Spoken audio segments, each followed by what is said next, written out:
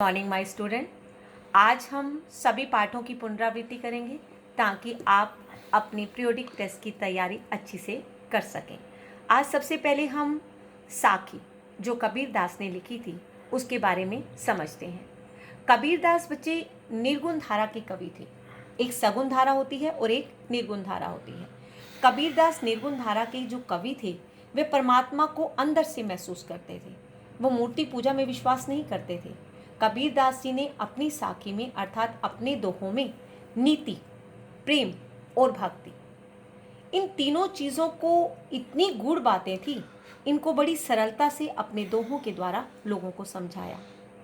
जो नीति है, प्रेम है और भक्ति है, इन तीनों बातों को, ये गहराई वाली बातें हैं, इनको गहरी बातों को उन्होंने बड़ी सरलता के साथ अपने दोहों में विद्यार्थियों को समझाया।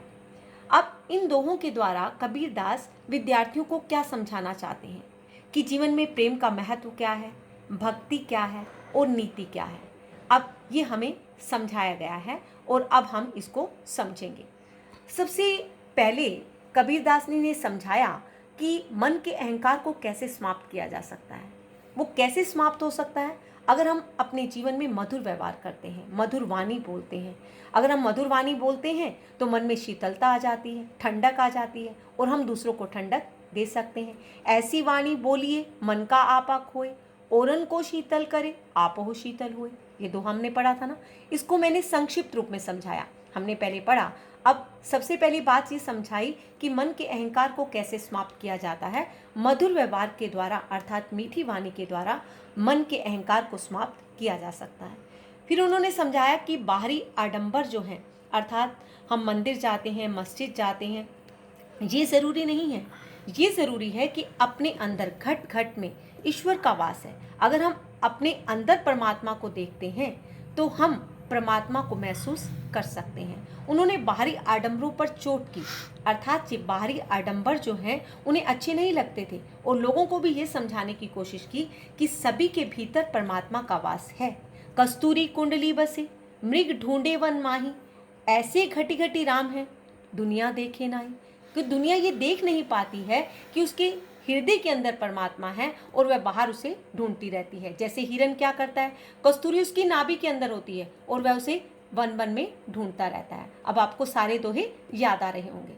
फिर वो कहता है कि मन के भीतर ज्ञान का दीपक जलाया जा सकता है। और ज्ञान के दीपक को कैसे जलाया जा सकता है? अगर मैं को दूर कर देता हूँ, अर्थात अपने अहम को दूर कर देता हूँ। ईगो, अहम क्या होता है? ईगो, अर्थात मैं अगर अपने अहम को दूर कर देता हूँ, अपने अहंकार को दूर कर देता हूँ, तो मेरे मन के अंदर एक ज्ञान का दीपक जल जाता है और मैं अपने अंदर ही परमात्मा को देख सकता हूँ। अर्थात अपने भीतर की बुराइयों को अगर हम निकाल देते हैं और अपने अहम को दूर कर देते हैं तो हमारे भीतर एक ज्ञान का दीपक जल जाता है और हम अपने अंदर ही ईश्वर को देख सकते हैं। अब उन्होंने एक और बात समझाई कि आलोचक को अपने पास रखना चाहिए। ये मुश्किल होता है। अगर मेरी कोई निंदा करता रहे और मैं उसको अपने पास रखूं तो मुझे बहुत गुस्सा आ जाएगा। लेकिन उन्होंने एक अच्छी बात समझाई कि अगर हम आलोचक को अपने पास रखते हैं तो वो बिना पानी और बिना साबन के हमारे स्वभाव को निर्मल कर सकता है। निंदक नेड़े राखिए आंगन कुटी बनाए, बिन साबन पानी बिना निर्मल करे सुभाए। ये दोहा पढ़ा था ना, तो यही बात कह रहा है कि हमें निंदा सुनने की भी आदत होनी चाहिए।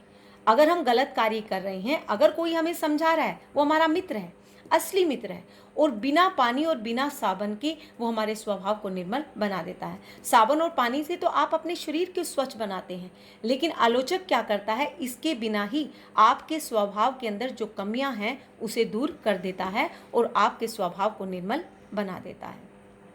अगली बात वो क्या साखी में समझाते हैं कि पुस्तकों को पढ़ने से कोई विद्वान नहीं बन जाता है, तो फिर वो कैसे बनता है? कबीरदास हमें ये समझाते हैं कि अगर अब तक हम कितनी पुस्तकें पढ़ते जा रहे हैं लेकिन क्या हम विद्वान बन पाए हैं? तो हम कैसे विद्वान बन पाएंगे? वो कहते हैं कि एक ही अक्षर पीव का पढ़े सो पंडित होए। वो कहता है एक अक्षर प्रेम का पढ़कर व्यक्ति जो है विद्वान बन जाता है। अब आप पूछेंगे कि एक अक्षर प्रेम का अर्थ क्या है? जो पढ़ते हो ना बच्चे, उस पर अमल करो, जो सीखते हो उस पर अमल करो। इसे एक अक्षर प्रेम का कहा जाता है। अर्थात परमात्मा हमें सिखाता है, यहाँ अक्षर प्रेम का परमात्मा के साथ जुड़ा है। एक अक्षर प्रेम का अर्थात जो व्यक्ति परमात्मा के साथ जुड़ जाता है वह गलत कार्य नहीं करता है, वो जो कार्य करता है उस पर अमल करता है, वही सच्चा विद्वान कहलाता है। ये बात आपके समझ में आ गई होगी। अब हम अगली बात सीखते हैं कि साखी में क्या सिखाया।